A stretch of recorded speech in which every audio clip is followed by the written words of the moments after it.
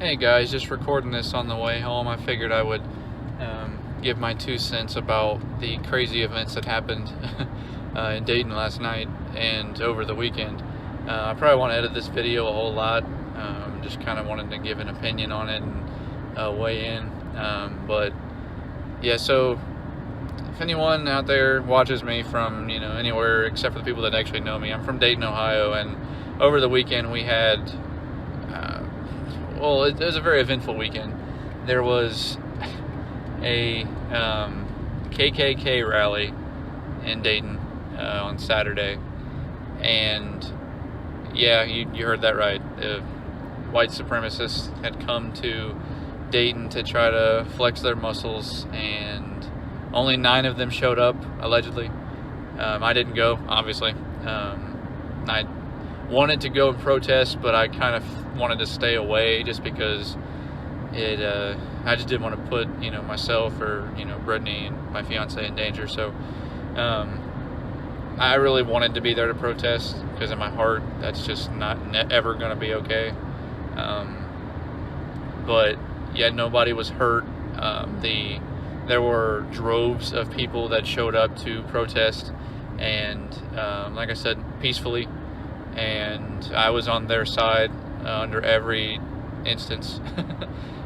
Hatred like that should never be tolerated. But I just wanted to weigh in on that really quick. So good job to the Dayton community for fending that off. But that, like I said, that wasn't really the end of what happened.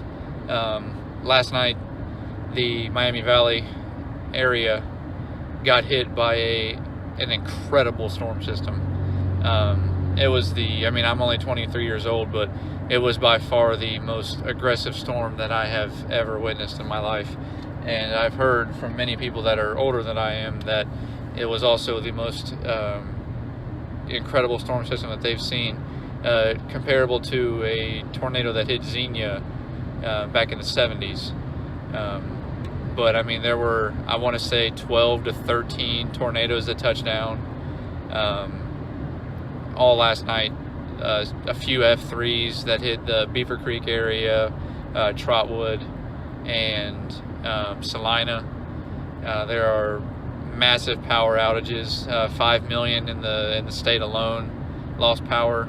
I think there's 50-ish thousand that are still without power in the Dayton area alone. So it was massive storms. People lost their homes, guys. One person even unfortunately lost his life. I'll spare you the details, but all things considered, I'm really surprised that there weren't more casualties. It was a very nasty, brutal storm, and it kind of came out of nowhere. It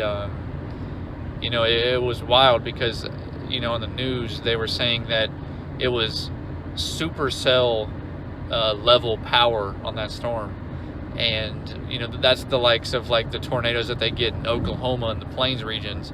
So that is very unique and very just abnormal for this area and this region. So I just want to make peace and say my thoughts are with everyone in the community in the Greater Dayton area.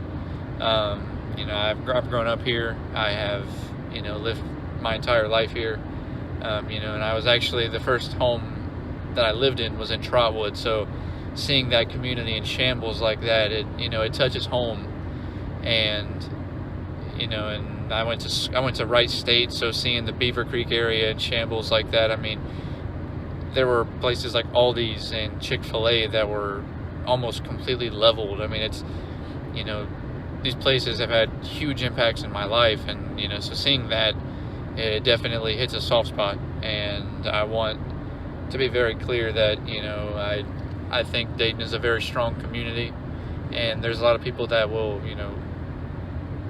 hate on Dayton for its issues, and I guess that's understandable. But I think in situations like this, times of tragedy is when humanity shows through that there is good. There have already been people that have been donating.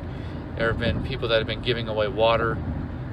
There have been surrounding communities that aren't necessarily a part of the tragedy that have been helping. For instance, like Kettering wasn't really hit by the storms, but they've been in a part of an initiative to save and conserve water. So, that's really, brightening to see stuff like that. So, my conclusion here is that, like I said, just wishing and thinking of, everyone in the surrounding area. Know that my thoughts are with you, and so is my heart. Like I said, I've grown up here, so this place means everything to me, and so just hang in there. And as most things in life, all things get better, and I think situations like this can really teach you a lesson, especially for someone like me who I was very blessed. I mean, nothing really happened where I live.